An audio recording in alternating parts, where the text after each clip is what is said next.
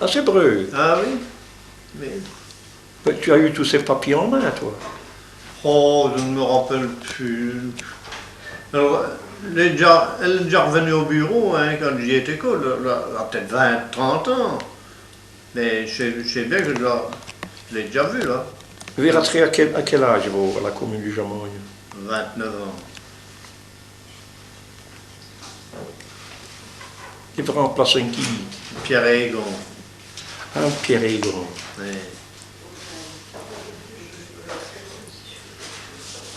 C'est dommage que vous n'ayez une vidéo là. Il faut la cassette, mais j'ai encore l'occasion de causer. Ah oui. Ah, oui. Mais pour le faut qu'il se mette au agneau.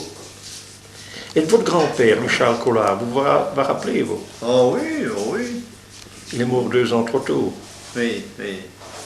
Oui, il doit avoir 99 ans quand il est mort. Oui. Il est né au mois d'août et il est mort au mois de mai à la communion, mon frère. Oui. La communion, la Yette, la Henriette Collard, la femme de l'Émile Gênes. Ah ouais. Oui. Et il a beaucoup fait la communion, hein.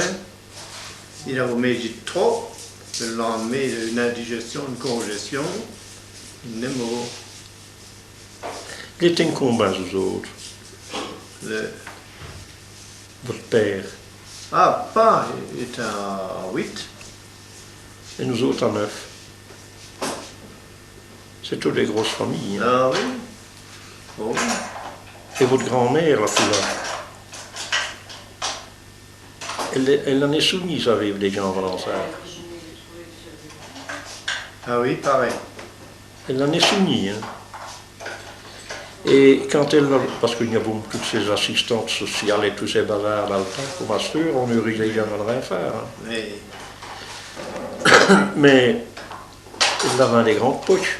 Et bien quand elle sortait, qu'elle allait voir des gens, Elle avait des gaufres dans la poche. elle avait des gaufres pour des gosses dans la poche, et de l'autre, elle avait du fromage ou du soil. Et elle baillait une pougnée aux pouilles. Et après sa mort, la Marie Franken elle fait la même chose. Je me rappelle que ça. Marie Franken. La femme de Lélie Franken. Ah, Marie Zacharie. Ah oui, Zacharie. Oui. Ah oui. Et je me rappelle, je reviens dans, j'étais vite, une place, une co à l'autre. Alors j'avais dit bonjour à la traite du Bécard. Et j'ai dit, Marie, puis venir bonjour. Mais oui, tu ne vas jamais me dire bonjour, elle dit. Alors j'ai repassé tu la Marie. Et viens là, il dit, je vais te bailler quelque chose. Je vais te bailler coller notre mulet. Et puis tu vas monter dans la chambre. Et puis tu vas aller dans la petite chambre, puis une salle y aller, cette mulet. Et il y a une vie qui est tout là, c'est pour toi là, elle dit. Et puis, quand j'ai regardé, ça, c'est la tasse de Lélie, elle dit qu'il est du nom, vu ça. Je dis là, toujours là. Ah oui. Et puis une banse. Elle distribue ce que, Ah oui, oui. à des gens qui les mains, ben quoi. Ah oui. Ah oui. Bon, eh ben, j'ai envie de continuer à renseigner notre coup. Oui. Ah oui. Ah oui, c'est des affaires dans le temps qu'on est de... Mais pour les chevaux qui se mettent au agneau pour la monter de père. Le grand-père. Ah oui, le grand-père, oui. Oui. Mais quand une histoire que je ne connais peut-être, le père Collard, non, parce que c'est comme ça qu'on cause. Hein. Ah comment oui. c'est tout ce nom, là? Charles. Ah, c'est au Charles. Charles. Ah oui, Charles, mais c'est tout le père Collard, nous autres. Ah oui, oui. Quand il y avait des ventes de terrain, ainsi de suite, ben, tu sais, les gens gagnaient des sous comme eux, naturellement, les terrains ne coûtent pas si cher non plus. Non. Et l'Henriette, tu vois, le nom revient, hein, l'Henriette. Hein. Elle dit, Charles, il se préparait, tout le monde, hein, pour aller à la vente. Mais Charles, Il vanta, tu sais bien que je vends encore les autres, déjà devant encore quelque chose. Mais tu ne vas pas acheter, tu vas pas les voir seulement. Alors, parce qu'elle est au souvent, pas souvent, mais elle vient à la maison, c'est maman qui me raconte tout ça. Et quand il vient, qui rentre trop directement à la maison pour nous marader ou ainsi de suite, c'est qu'il n'a pas acheté.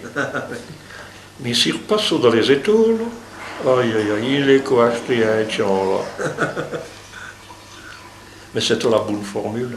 Ah oui. Non, mais c'est cela. Ça ne coûtait rien.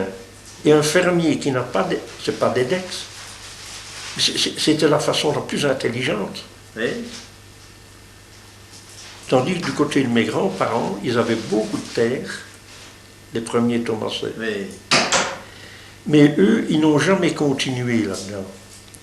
Ah non, ça a été partagé un peu. Mais ils n'ont pas acheté beaucoup. Ils n'ont pas suivi. Ah oui. Et pourtant, ils avaient les possibilités de le faire, je ne sais pas. Je sais pas.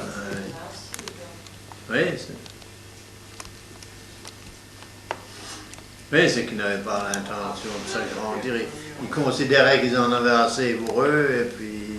Mais oui, mais du fait qu'il y en avait 4 dans une famille, oui, on partageait tout ça. On partageait, oui. Parce qu'ils en avaient du côté de Terme, l'autre côté de les Bulles. Oui. Ah oui.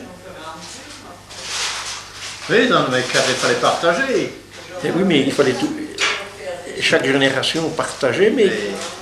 Il n'y avait pas de géomètre là de ce temps-là pour les partager, les champs. Comment dis-tu? Il n'y avait pas de géomètre.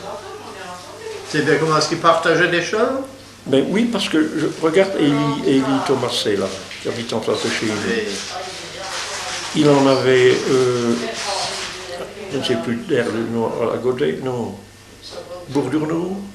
Ah, oui, ça existe, le Bourdon. Oui, ils en avaient une quinzaine d'arts. Et nous autres, à côté, j'en avais aussi une quinzaine d'arts. Oui.